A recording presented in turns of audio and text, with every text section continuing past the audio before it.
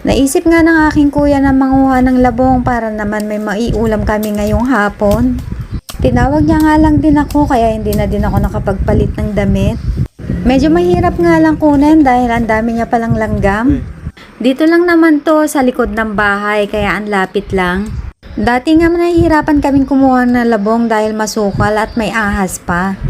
Pero ngayon nadatnan ko nga na medyo maaliwalas na. Tinatanong ko nga ang aking kuya baka may ahas, sabi niya wala na daw.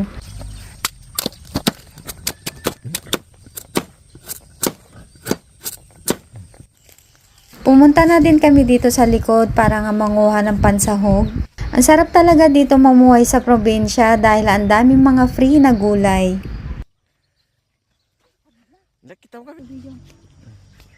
So kung sino yung nakakaalam dito sa kinukuha ko, ang tawag namin dito ay saluyot. Ang sarap talaga nito isahog sa labong.